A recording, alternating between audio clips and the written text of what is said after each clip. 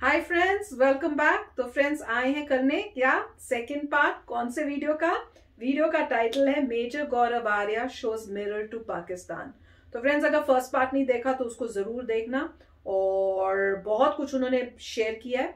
तो अब हम आगे देखते हैं कि वो कुछ बहुत इंपॉर्टेंट बोलने वाले थे, तो देखते हैं कि वो क्या बात और शेयर कर रहे हैं हमारे साथ। तो फ्रेंड्स वीडियो शुरू करने से पहले अगर आप चैनल पर पहली बार आए हो और आपने अभी तक सब्सक्राइब नहीं किया है तो जल्दी से पहले सब्सक्राइब के बटन और बेल आइकन को क्लिक कर लो, ताकि आपको हमारे सारे न्यू वीडियोस जैसे हम अपलोड करें उसका नोटिफिकेशन आपको मिल जाए। अगर आपको वीडियो अच्छा लगता है please like and share. And yes friends, हमारा ट्विटर अकाउंट, इंस्टाग्राम अकाउंट और हमारा दूसरा चैनल, उन सब के लिंक्स है डिस्क्रिप्शन बॉक्स में, उनको भी जल्दी से सब्सक्राइब और फॉलो कर लो। चलिए शुरू करते हैं। तो दोस्तों शुरू करते हैं। अब F9 इस्लामाबाद में एक पार्क है बहुत बड़ा। लोग जाते हैं वहाँ पे, बच्चे खेलते हैं, बुजुर्ग टहलते हैं, जवान लोग वहाँ पे जॉगिंग वगैरह करते हैं। बहुत एक खुशनुमा सा माहौल रहता है वहाँ पे। उसको आपके वज़ीर आज़म इमरान खान साहब ने उसको गिरवी रख दिया और बोला कि साहब गिरवी रख के हम इससे पैसे कमाएंगे, पैसे लेंगे, बॉन्ड बेचेंगे, जो भी करेंगे। ये कर दिया। इसके अलावा आपका जो लाहौर टू कराची का आपका मोटरवे है, वो पूरा का पूरा मोटरवे गिरवी रखा हुआ है। ठीक है साहब।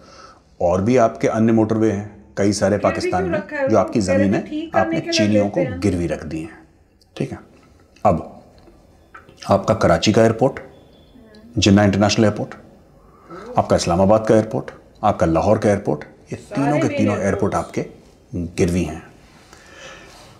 आप लोगों ने जिस टर्म्स एंड कंडीशन में PIA के जहाज लिए थे, इस वक्त जिस टर्म्स एंड कंडीशन में आपने ले रखे हैं, आपने लीज पे ले रखे हैं, उसकी टर्म्स एंड कंडीशंस ऐसी हैं कि आप ये मान के चलिए कि पाकिस्तान इंटरनेशनल एयरलाइंस भी एक किस्म से गिरवी है। गिरवी सही लफ्ज नहीं है इसको समझाने का आपको, लेकिन मैं आपको बता रहा हूं कि आप आसानी से समझ जाएं। आप ये मान के चलिए कि PIA भी आपका गिरवी है। आपके जितने भी कौमी असासे हैं, धीरे धीरे धीरे ये गिरवी रखते चले जा रही है आपकी सरकार, इमरान खान की PTI की सरकार। अब मैं आपको और असासे बताता हूं आपके कौमी कौन कौन से गिरवी हैं। दोस्तों, जो पिंडी, भटियां और फैसलाबाद वाला मोटरवे है, वो मोटरवे भी गिरवी है आपका।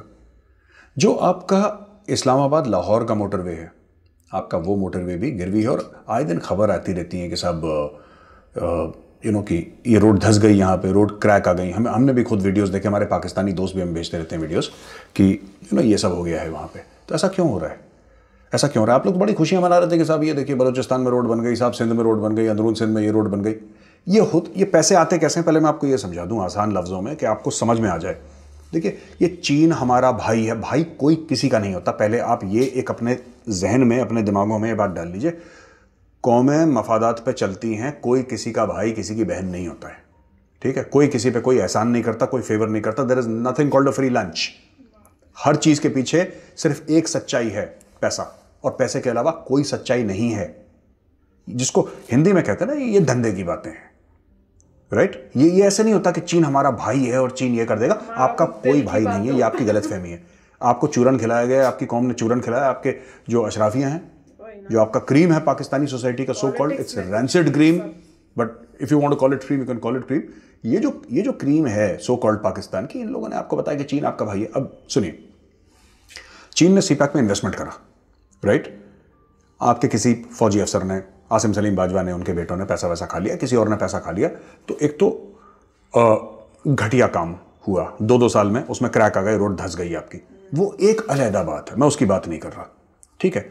लेकिन चीन ने जो दिया था पैसा, जो चीन से इन्वेस्टमेंट आई थी, वो तो टॉप क्वालिटी की रोड की आई थी। चीन ने पैसा तो पूरा दिया। अब टोल कलेक्शन होगा इस पे साहब, टोल कलेक्शन। अब टोल कलेक्शन होगा उसके ऊपर। अगर वो टोल कलेक्शन के टारगेट पूरे नहीं हुए, क्योंकि पैसा इतना लगा दिया चाइना ने, तो उसका टोल कोई हल्का तो होगा नहीं, भारी टोल होगा। और अगर वो टारगेट पूरे नहीं हुए तो वो मोटरवे चाइनीज के हाथ में चला जाएगा। आप समझ रहे मेरी बात? जैसे कि मैंने साहब ये घर में रह रहा हूं मैं, और ये किराए का घर है, और मैं किराया नहीं दे पाया, या फिर मैंने लोन लिया इस घर का। मैंने इस घर के ऊपर एक लोन लिया बैंक से, और मैं वो लोन वापस बैंक को नहीं दे पाया, लोन नहीं चुका पाया, तो बैंक क्या करेगा? उसने घर तो रखा ही एज कोलैटरल, वो घर पे कब्जा कर लेगा। आपके मुल्क के साथ यही हो रहा है। आपके मुल्क को बैंक वाले, हिंदी में हम लोग कहते हैं कुड़की, जो बैंक्रप्सी होती है ना, उसकी तरफ ले जा रहे हैं, कुड़की की तरफ। जैसे कि आपका गवादर पोर्ट बनाया, राइट? यही इन्होंने श्रीलंका में चीनियों ने करा था हनुमानटोटा पोर्ट के लिए। हनुमानटोटा पोर्ट में क्या करा इन्होंने, अरबों डॉलर लगाए, एक बहुत शानदार सा पोर्ट बनाया। अब क्या हुआ, पोर्ट बनाया श्रीलंका में, पैसे चाइना के थे। अब चाइना ने जब पैसे लगाए हैं, अगर कोई आदमी 10 रुपए लगाएगा तो 2 रुपए उसको वापस भी चाहिए, यही होता ना मुनाफे का। तो मुनाफे के लिए अब श्रीलंका नहीं दे पाया वो पैसे वापस। आज की तारीख में जनाब हनुमानटोटा जो पोर्ट है वो 99 साल की लीज के लिए वो चाइनीज प्रॉपर्टी बन गया है, वो चाइनीज प्रॉपर्टी बन गया। एक और उन्होंने हवाई अड्डा खोला था श्रीलंका के अंदर, वो 2013-2014 में बन गया था हवाई अड्डा, पूरा एयरपोर्ट था, उन्होंने एयरपोर्ट बनाया श्रीलंका के अंदर। अब 6 साल में वहां पे सिर्फ एक फ्लाइट लैंड करी है। अब बना तो दिया, श्रीलंका की सरकार उस समय बड़ी खुश हो रही थी कि साहब चीनी आए हैं, देखो तरक्की, रोडें बनेंगी, ये बनेगा वो बनेगा। अब वो पैसा तो वापस दे नहीं पाए, वो एयरपोर्ट भी, वो जमीन पूरी चीन ने कब्जा कर ली। बाप रे।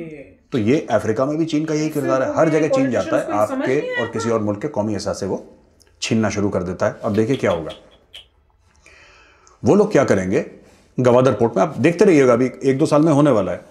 गवादर पोर्ट उन्होंने अरबों डॉलर लगा दिए, पूरे गवादर सिटी उन्होंने डेवलप कर ली, माना कि बिलियंस ऑफ डॉलर्स, अरबों डॉलर उन्होंने खर्च कर दिए चीनियों ने। अब चीनी है बिजनेसमैन, तो कोई आपके भाई नहीं है, सिर्फ आपके दिमाग में ना गलतफहमी है कि वो भाई है हमारे, कोई आपके भाई नहीं है। अब देखिएगा वो क्या करेंगे, जैसे आपके और एयरपोर्ट लिए ना, अब वो गवादर पोर्ट भी ले लेंगे, और गवादर जो पोर्ट है वो आपका पोर्ट रहेगा ही नहीं, वो चीनी पोर्ट हो जाएगा। और चीनियों को पता है, जब चीनियों ने वहां पे पैसा डाला था, उनको डे 1 से, पहले दिन से उनको पता था कि साहब पाकिस्तानी ये पैसा वापस नहीं दे पाएंगे। क्यों नहीं दे पाएंगे? क्योंकि आपका कुछ एक्सपोर्ट ही नहीं है, आपका ना के बराबर एक्सपोर्ट है। आप लोग बनाते हैं जांगिया, बनियान, तौलिए, ये बनाते हैं, कुछ फुटबॉल बना देते हैं आप लोग वर्ल्ड कप में, जो बड़े पाकिस्तानी गुरूर के साथ कहते हैं, लेकिन उससे पैसा कितना आता है? कितने कच्छे बना लेंगे साहब, कितने बनियान बना लेंगे, कितने तौलिया बना लेंगे? आप लोग टेक्नोलॉजी वाली कोई चीज नहीं बनाते, आप लोग कुछ भी नहीं बनाते। पाकिस्तान का एक्सपोर्ट, बहुत बुरा हाल है पाकिस्तान के एक्सपोर्ट का, और चीनियों को डे 1 से पता था कि इनका बुरा हाल है। वो चीनी हल्के खिलाड़ी नहीं है भाई, वो हल्के खिलाड़ी नहीं, उनको सब कुछ पता है कि आपके जेबें कितनी गहरी हैं। पर आप बोलेंगे अगर उनको ये पता था कि हम इतने गरीब हैं तो क्यों करा? उन्होंने इसीलिए करा है क्योंकि एक आपकी कंट्री का जियो स्ट्रेटेजिक इंपॉर्टेंस है, चाइना को राहदारी मिलती है, क्योंकि उनको पता है कि इंडियन नेवी अब तगड़ी हो रही है, यहां पे क्वाड है, क्वाड तो खैर रीसेंट है लेकिन पहले से भी। अब ये जो रूट है पूरा साउथ चाइना सी का उनका, जहां से उनकी मोर देन 50% की ट्रेड जाती है, वो हम चोक कर सकते हैं। उनको ऑल्टरनेट रूट चाहिए, उन्होंने ऑल्टरनेट रूट पाकिस्तान से लिया और पाकिस्तान को खरीद लिया। आजम सलीम बाजवा की जेब में डाले कुछ $1 मिलियन, बिक गया। इमरान खान की जेब में कुछ डाले, बिक गया। सब बिके हुए हैं, सबको पता है, सबके घर बाहर है, सबके घर बाहर है। कौन रहता है पाकिस्तान में? कोई बड़ा आदमी रहता है पाकिस्तान में? रिटायर हो गया, सब बाहर, रफू चक्कर। तो उन्होंने क्या करा कि साहब चाइनीज को यह पता था कि पाकिस्तानी ये कभी लौटा नहीं पाएंगे, तो उन्होंने दबादब बनाया। अब वो इस चीज का इंतजार कर रहे हैं कि आप पैसा वापस न दे पाए, और जिस दिन आप पैसा नहीं वापस दे पाए हो गया, वो आपके कौमी एहसास है। ग्वादर पोर्ट ये बनेगा चाइनीज पोर्ट 100%। और मैं ऐसा क्यों कह रहा हूं साहब? छोटा सा लॉजिक है इसका, कोई बड़ी बात नहीं है कि आपको इकोनॉमिस्ट होने की जरूरत है, छोटी सी बात है। आप चीन को वो जो पैसे जो चीन आपको दे रहा है, चीन आपको एड नहीं दे रहा, चीन आपको लोन दे रहा है। इसको कहते हैं रिटर्न ऑन इन्वेस्टमेंट, यानी कि मैं अगर किसी चीज में कोई चीज पैसे डालूं तो मैं चाहता हूं कि मुझे 10%, 20%, 25% मुझे सालाना, कुछ भी हो, एक एक्स परसेंटेज, 10 से कम भी हो सकता है, मुझे वो पैसा वापस चाहिए। और इसके अलावा पैसे वापस मिलने के अलावा जो उसने आपको पैसे लगाए हैं आपके यहां, वो ब्याज पे लगाए हैं। इसीलिए सीपैक के डॉक्यूमेंट, मैं चाहता हूं कि कमेंट्स में आप इंटरनेट पे जाइए, कोई भी पाकिस्तानी सरकार की जो वेबसाइट है, कोई भी डिपार्टमेंट की, ऑर्गेनाइजेशन की, आपके राइट, आपके इंटीरियर मिनिस्ट्री की, या आपके जो भी डेवलपमेंट से ताल्लुक रखती हैं मिनिस्ट्रीज, आपके अर्बन डेवलपमेंट या रूरल डेवलपमेंट या कोई भी और development, road ministry of roads, आपके पता नहीं कौन कौन सी होंगी आपके, आप जरा उनकी वेबसाइट पे जाइए और सीपैक के जो कागज हैं, जो खुले आम सबको अवेलेबल हैं, वो लोग कह रहे हैं सबको अवेलेबल है, सिर्फ वही कागज आप जरा कमेंट्स में डालिए, देखते हैं आपको कितना डेटा मिलता है। ये लोग कहते हैं ना सब बता दिया, इन्होंने कुछ नहीं बताया, चोरी कर रहे हैं, झूठ बोल रहे हैं आपसे। कोई इमरान खान, मैं चैलेंज करता हूं इमरान खान नियाजी को, अगर वो सीपैक के बारे में बता दे, किसी को कुछ नहीं पता। ये फौज ने अपनी मुट्ठी में ले रखा है। बिकेगी आपकी जमीन, बिकेगा आपका घर, ये लोग लेंगे चीनियों से लोन, पैसा अपनी जेब में डालेंगे, कॉन्ट्रैक्ट लेंगे, 10-20% अपनी जेब में डालेंगे, फिर रिटायर हो जाएंगे, बोलेंगे साहब हम तो रिटायर हो गए, हमारा क्या लेना देना, आउट। और इनको पता है होगा क्या। इनको किसी की औकात नहीं है छूने की, किसी पाकिस्तान के चीफ जस्टिस की औकात नहीं है इनको छूने की। कैसे? नवाज शरीफ को आप जेल में डाल सकते हैं, आपने डाल भी दिया साहब, है ना। आप ये कह सकते हैं कि हम जरदारी को जेल में डाल देंगे, हम इसको जेल में डाल देंगे, उसको जेल में डाल देंगे, लेकिन परवेज मुशर्रफ को आप वापस नहीं ला पाए क्योंकि इतनी हिम्मत नहीं। कौन सा ऐसा जज है, कौन सा इतना बड़ा मर्द है पाकिस्तानी जस्टिस सिस्टम में जो बोले कि मैंने जाओ उसको पकड़ के लाओ। इमरान खान ने अगर मुशर्रफ दुबई में है इस वक्त, दुबई और लंदन दोनों जगह उनके घर हैं, अरबों डॉलर का मालिक है मुशर्रफ। अगर मुशर्रफ आज की तारीख में दुबई में है तो इमरान खान क्यों नहीं कहता कि इसने सत्ता गिराई थी, इसने डेमोक्रेटिकली इलेक्टेड गवर्नमेंट का तख्ता पलट करा था, इसने बेनजीर भुट्टो का कत्ल करवाया था, इसने इतने असासे हमारे कौमी असासे चोरी करे, इसने पाकिस्तानियों को, जो खुद कबूल कर रहा है, वो खुद अपनी किताब में लिख रहा है, उसने 3000 से ज्यादा पाकिस्तानी बेच दिए अमेरिका को।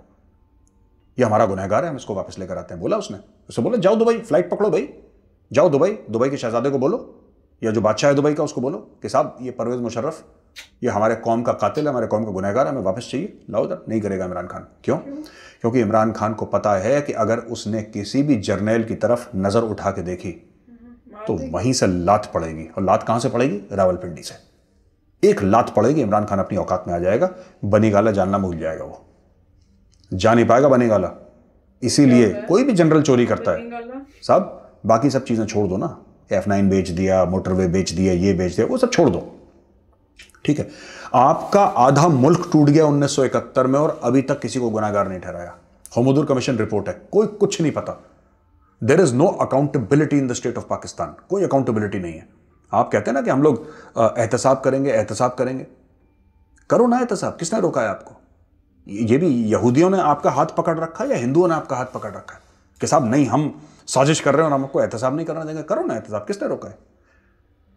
आप 16 दिसंबर सकूत ढाका का आप लोग शोक मनाते हैं, सोचते हैं बहुत बुरा दिन है, तो आप कभी पूछिए ना कि किसकी वजह से हुआ था, हुआ कैसे? ये साजिश हो गई साहब, हिंदुओं ने साजिश कर दी, बस आपको साजिश का चूरन खिलाया, आप लोग फिट हो गए। लिखे पढ़े कम हैं ही आप लोग, अकल इतनी है नहीं, शऊर है नहीं, आइडिया है नहीं कुछ। जो फौज ने बोल दिया वो फौज ने बोल दिया, फौज के सामने आप सजदा करते हैं, फौजी आपका भगवान है, फौजी आपका खुदा है, तो बस।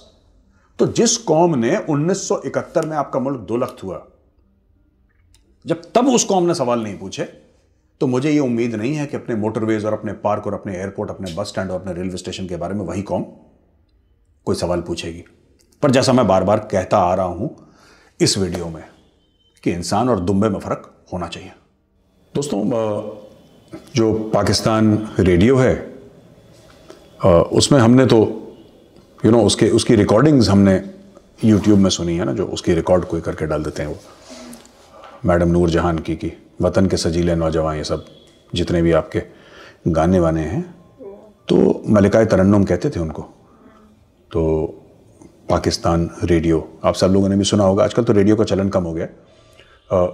आपको पता है कि पाकिस्तान रेडियो की भी बिल्डिंग गिरवी है? पाकिस्तान रेडियो की बिल्डिंग गिरवी है। ये तो हाल है आपके, है ना। अब आप लोग कहते हैं बिजली का बहरान, तो हमारे कुछ सहाफ़ी दोस्त हैं और भी लोग दोस्त हैं, एनालिस्ट्स हैं जो कि इस्लामाबाद में रहते हैं, और वो कहते हैं कि साहब सर्दियों में करीब 8-1 घंटे बिजली रोज़ जा रही है इस्लामाबाद में, और गर्मियों में कह रहे हैं तैयार हो जाइए, हो सकता है कि 14 से लेकर 16 घंटे बिजली गर्मियों में जाए। ये कौन सी ऐसी कैपिटल है दुनिया में किसी मुल्क की जहां पे इतना ज़्यादा बिजली जाती हो? ये तो अफ्रीका के जो गरीब तरीन देश हैं वहां पे, उन मुल्कों में तक इतनी लंबी बिजली नहीं जाती। हिंदुस्तान में अगर किसी बड़े शहर में बिजली चली गई वो खबर है, आपके यहाँ बिजली आना खबर है। फर्क देख रहे हैं? हमारे यहाँ बिजली जाती है वो खबर बन जाती है कि साहब क्या हो गया, ट्रांसफार्मर ट्रिप हो गया या कुछ एक्सीडेंट हो गया। आपके यहाँ बिजली आना एक बहुत बड़ी खबर है। तो फिर भी आप लोग कहते हैं पाकिस्तानी आर्मी जिंदाबाद, पाकिस्तानी फौज जिंदाबाद। ठीक है साहब, आपकी फौज है, जिंदाबाद क्यों नहीं है? जरूर आप उसको जिंदाबाद कहिए, जरूर आप जिंदाबाद कहिए पाकिस्तानी फौज को। लेकिन मैं जानना चाहता हूं कि इस फौज ने, या फिर आपके जो एटम बॉम्ब है जिसके बारे में आप बहुत फख्र करते हैं कि अकेला मुसलमान मुल्क है जिसने कि ना एटम बॉम्ब इजाद करा है और हम एक वर्ल्ड पावर हैं क्योंकि हमारे पास एटम बॉम्ब। आपको ये बताया गया है कि हथियार जो है वो मुसलमान का जेवर है, तो आप लोग वैसे ही दिमाग तो खराब रहता है ये पाकिस्तानियों का, तो आप लोग फिर ऐसी उल्टी सीधी बातें करना शुरू कर देते हैं। इस एटम बम ने दिया क्या आपको? हमें नहीं चाहिए आपका एटम बम, ठीक है। चाइनीज टेक्नोलॉजी बता, पता नहीं फटेगा कि नहीं फटेगा, वी डोंट नो, लेकिन आपको फक्र है तो ठीक है। अब एक बात बताइए, ये जो पूरा ये एटम बम है, इसने क्या करा आपको? इसने कोरोना की वैक्सीन दे दी, गरीब के बच्चे को खाना दे दिया, गरीब के जो वालिदैन थी या उनके जो पेरेंट्स थे, ठीक है, उनको दवाई दे दी, छोटे छोटे बच्चों को क्या एजुकेशन दे दिया, तालीम दे दी, क्या दे दिया इस एटम बम ने? और आपकी पाक फौज ने आपको दे क्या दिया? बस एक नफरत जो कि आप करेंगे, वो नहीं करेंगे। अगर पाकिस्तानी फौज भारत से नफरत करती तो अटैक कर चुकी होती, अटैक कर चुकी होती, लेकिन उसने अटैक नहीं करा। भेजा लश्कर तैयबा, जैश मोहम्मद, हिजबुल मुजाहिदीन, फलाना फलाना ढिमका, इतने लंबे चौड़े नाम उनको भेजते हैं। खुद हिम्मत नहीं है इनकी, क्योंकि जर्नैल और जर्नैलों के बेटे भैया बाहर हैं। वो कह रहे हैं यार बदबूदार गंदे वंदे काले पीले लोगों के बीच में हम नहीं रहते, हम लोग पैसे वाले लोग हैं, बाहर रहे, वो बाहर अमेरिका में रह रहे हैं, हवा अच्छी है वहाँ की, पानी अच्छा है, वहाँ पे वो लोग सेटल हो गए, आप लोगों को छोड़ दिया। अब वैक्सीन है तो बोला 5 लाख वैक्सीन आएंगी सब पाकिस्तान में, 5 लाख वैक्सीन चाइना ये चीन देगा, वो भी प्रॉब्लम है। तो पाकिस्तान में बड़ी इसकी हवा है कि जो चाइना की वैक्सीन है वो एड में दी है, मुफ्त में दी है। मुफ्त में नहीं दी दोस्त, आपके जो हेल्थ सेक्रेटरी हैं आप उनका बयान पढ़िए, अपने खुद के हेल्थ सेक्रेटरी का बयान पढ़िए। उन्होंने बोला कि चाइना ने हमें सस्ते दरों में मेडिसिन दी है और ये बोला है कि इसका दाम मत बताइएगा, इसकी कॉस्ट मत बताइएगा किसी को। क्यों? लेकिन असली कहानी कुछ और है। चाइना ने आपको ऐसी वैक्सीन दी है जो खराब है, कोरोना वायरस की, जिसको दुनिया जिससे कन्विंस नहीं है। टेस्टिंग के लिए दे दी कि कितने परसेंटेज वो इफेक्टिव है, की टेस्ट करो अपने लोगों पर। वो कभी चाइना ने कभी किसी को, चाइना कभी कुछ बताता ही नहीं किसी को। इंडिया में जो वैक्सीन लग रही है हमें पता है कौन सी 95% है, कौन सी 60% है, कौन सी 65% है, आपकी मर्जी, आप जो लगवाओ ना लगवाओ आपकी मर्जी। लेकिन चाइना में ये नहीं है। तो चाइना ने आपको वैक्सीन दी, कितने कॉस्ट पे दी किसी को, जैसे अरे ये तो बहुत छोटी सी बात है, वैक्सीन कितने की होगी? कुछ करोड़ों रुपए की होगी, अगर होगी भी तो। ये तो कुछ नहीं है वैक्सीन। आप देखिए ना, पूरे सीपैक के बारे में आपको नहीं पता, इतना बड़ा जो 50 अरब डॉलर का मंसूबा है, 60-62 अरब डॉलर का मंसूबा आप लोग बोलते हैं, जब उसके बारे में किसी के पास इंफॉर्मेशन नहीं है तो छोटी मोटी है वैक्सीन के बारे में। और आपको बना दिया गिनी पिग। गिनी पिग वो होता है जिसके ऊपर एक्सपेरिमेंट करी जाती है, तजुर्बे करे जाते हैं। आपके ऊपर चाइनीज ने क्या बनाया? बोला पाकिस्तानियों को भेजो, क्योंकि आपके हुक्मरान, आपके जो ऊपर बैठे लोग, आपके अशराफिया, वो आप लोगों को इतनी बुरी तरीके से ट्रीट करते हैं, आपको खुद वो जानवर समझते हैं, इंसान नहीं समझते। इसलिए तो मुशर्रफ ने बेच दिया ना, आम लोगों को बेच दिया उसने अमेरिका के हाथ, माथे पर ठप्पा लगा कि अलकायदा का है। कोई चाइनीज ने देखा ये ठीक है, अब ये वैक्सीन हमने बनाई है, ये किसके ऊपर तजुर्बा करें? क्योंकि वैक्सीन जब आप बनाते हैं और तजुर्बा करते हैं तो उसके पॉजिटिव इफेक्ट भी हो सकते हैं, नेगेटिव भी हो सकते हैं, यानी अच्छा भी हो सकता है, बुरा भी हो सकता है। अब खुद चाइनीज अपने लोगों के ऊपर तो लिमिटेड करेंगे, और वो किन लोगों के ऊपर करते हैं? वो चाइना में भी वैक्सीन का तजुर्बा होता है चाइनीज के अंदर, चाइना के अंदर करते हैं ये लोग, लेकिन वो करते हैं जो प्रिजन के पॉपुलेशन है, जो इनके कैदी हैं, शिंगजियांग में जो मुसलमान हैं उनके ऊपर करेंगे, या इनके ऊपर करेंगे जिनको वो चाहते नहीं, जो अनवांटेड लोग हैं उनके ऊपर करेंगे। आम शहरियों को, आपके तो आम शहरियों के ऊपर पाकिस्तानी सरकार ने, हैंडसम की सरकार ने अलाउ कर दिया चाइनीज को, करो दवा के एक्सपेरिमेंट, लगाओ सुइयां पाकिस्तानियों को, मरता है तो मरे हमारी बला से, कल मरता है आज मरे, आज मरता अभी मरे, उसने छोड़ दिया, आपका हाथ छोड़ दिया। तो ये आपके मुल्क में दोस्तों ये हो रहा है आज की तारीख में। मैं चाहता हूँ ये जितने भी हकाइक मैंने आपके सामने पेश करे, आप जाके चेक करिए जरा एक बार, आप जरा चेक करिए और खुद एहसास करिए कि मैं झूठ बोल रहा हूँ, सच बोल रहा हूँ। और अगर मैं सच बोल रहा हूँ तो जाके फिर सवाल तो करिए कम से कम आप लोग कि ऐसा हो क्यों रहा है, क्या हमारे एहसास सचमुच गिरवी हैं, किसको गिरवी हैं? अगर चाइना पाकिस्तान इकोनॉमिक कॉरिडोर में $50 बिलियन अगर आए या 30 बिलियन, जितने भी अभी तक आए, राइट, जितने भी आए अभी तक, ये किन शर्तों पे आए हैं, कितने ब्याज पे आए हैं, ये पैसा वापस कौन देगा, कैसे दोगे? क्योंकि जो चेयरमैन थे चाइना पाकिस्तान इकोनॉमिक कॉरिडोर के, लेफ्टिनेंट जनरल सलीम बाजवा, आसिम सलीम बाजवा, वो तो चले गए बाहर अमेरिका, वो तो वापस नहीं देंगे पैसे, अमेरिका आ गए, राइट, वो अपने बच्चों के साथ बाहर सेटल्ड है अमेरिका में। तो मैं आपसे पूछना चाहता हूं पैसा वापस कौन देगा चाइना पाकिस्तान इकोनॉमिक कॉरिडोर का? आप ही देंगे, आप ही के बच्चे देंगे। तो अभी कहते हैं 2 लाख रुपए के लिए मकरूज है हर पाकिस्तानी बच्चा पैदा होता है, कल ही बोलेंगे 5 लाख रुपए के लिए, वो बढ़ता जाएगा बढ़ता जाएगा बढ़ता जाएगा। क्यों? बिजली नहीं है, आप लोग कुछ एक्सपोर्ट नहीं करते, कोई कमाई नहीं है, खर्चा करे जाओ, खर्चा करे जाओ दबा के। तो यही हो रहा है, आपकी रियासत खर्चा कर रही है, कमाई कुछ है नहीं। और कौन सा खर्चा है ये कमाई का खर्चा नहीं है, ये उधार का खर्चा है। अब उधार आपके नाक के ऊपर से पानी जा चुका है, आपके सर के ऊपर से पानी जा चुका है, अब सांस नहीं आ रही पाकिस्तानी इकोनॉमी को। तो मेरे पाकिस्तानी भाइयों बहनों, आप कहते हैं ना आप जिंदा कौम हैं, अगर आप जिंदा कौम हैं तो सवाल करिए, मुझसे ही करिए, अपनी सरकार से करिए, इमरान खान से करिए, अपनी फौज से करिए, जो आपका अशराफिया है उससे करिए, लेकिन सवाल करिए। क्योंकि सिर्फ जिंदा कहने से नहीं होता कि हम जिंदा हैं, जिंदा दिखना भी चाहिए। वैसी आपकी हरकतें होनी चाहिए कि जिंदा कौम है। पूरा कंट्री खत्म हो जाएगी। जैसा मैंने कहा था दोस्तों, इंसान और दुम्बे में फर्क होता है। इंसान बनिए। तो फ्रेंड्स, था ना कमाल का वीडियो। मैं तो कह रही हूँ इनका पर्पस यही है, जैसे मैं पहले बोल रही थी कि पाकिस्तान में पाकिस्तानीज को सच बताने की कोशिश कर रहे हैं कि आपका जो ब्रेन वॉश किया हुआ है मिलिट्री ने, वो सच्चाई नहीं। आप खुद देख लो, अपनी इकोनॉमी देख लो, अपनी कंट्री की प्रोग्रेस देख लो। और उन्होंने इतनी सारी जगहें इंपॉर्टेंट बता दी, जो कह रहे हैं कि वो गिरवी हैं। मैं तो शॉक में थी कि इतनी सारी, और किस वजह से गिरवी है पता नहीं। क्योंकि पहले तो मुझे लगा कि शायद उनकी डेवलपमेंट करनी है, उनको बनाने के लिए उनको गिरवी किया हुआ है। वो बनी हुई चीजें जो है उनको भी गिरवी किया हुआ है, जिनमें अभी कोई कंस्ट्रक्शन, कोई इंप्रूवमेंट कुछ भी नहीं करना। मतलब उन चीजों से गिरवी करके पैसा लिया है किसी और चीज के लिए, और पता नहीं वो भी गिरवी होंगी या बनी नहीं है। तो अब वो इतनी जगह जगह से ले लिया है पैसा, कहाँ से देंगे ये इतना कुछ? और कोई सोर्स ऑफ इनकम नहीं है, जैसे ये बता रहे हैं। बुरी हालत कर रहे हैं। और मेन मुझे यही लग रहा है कि ये सब गिरवी करवा कर आके जो पैसा आता है वो ठीक जगह इन्वेस्ट नहीं हो रहा, अंदर से करप्शन है। और जो लेते हैं वो जैसे उनका टेन्योर खत्म होता है वो तो कंट्री से चले जाते हैं। पैसा गया, वो गए, और कंट्री जो है वो कर्जे में डूबती जा रही है।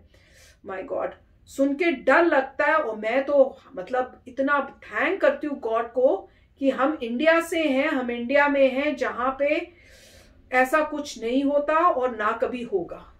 राइट। सो काफी स्केरी, डरा दिया। मतलब पाकिस्तान के लिए नहीं, मैं तो सुन के कि ऐसे कोई कर सकता है, कोई कंट्री में ये हालत भी होती है। मतलब मैं कहूंगा पाकिस्तान के लिए स्केरी है कि उनके सारे एसेट्स जो हैं वो कोलैटरल रखा हुआ है, लोन पे लोन ले जा रहे हैं। तो अगर आप लोन ले रहे हैं तो आप चीज़ों को कोलैटरल रख रहे हैं और आपका एक्सपोर्ट नहीं है, तो चांसेस हैं कि आप लोन्स को पे ऑफ नहीं कर पाएंगे। आप अगर नहीं पे ऑफ करते लोन को तो आपके सारे एसेट्स चले जाएंगे, फॉरेन पावर ले लेगी। और पूरी जैसे एक्सप्लेन कर रहे हैं ये होगा कि श्रीलंका में हुआ ना, मतलब कंट्री जो है बैंकरप्सी की तरफ आ रही है। ये पहला मेरे को लगता नहीं है कोई किसी और नेशन में ऐसा हुआ होगा कि जहाँ पे आपके सारे एसेट जो हैं वो चले गए हैं, वो owned by a foreign power हैं, क्योंकि आपने लोन लिया था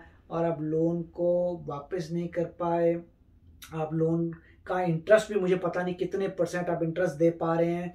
और जैसे वो कह रहे हैं किसी भी आप इंस्टीट्यूशन में जाते हैं वहाँ पे क्लियर नहीं लिखा हुआ कि कितने का लोन लिया है, कितने % पे लोन लिया है, क्या टर्म्स हैं, कब तक रिटर्न करना है, वो कोई डिटेल नहीं। वो कह रहे हैं इवन इमरान खान को नहीं पता होगा क्योंकि ये सब मिलिट्री के अंडर है। तो अगर मिलिट्री ने किया है तो मतलब बेसिकली एक ही की पॉइंट था कि काफी सारी चीजें जो हैं वो कोलैटरल हैं।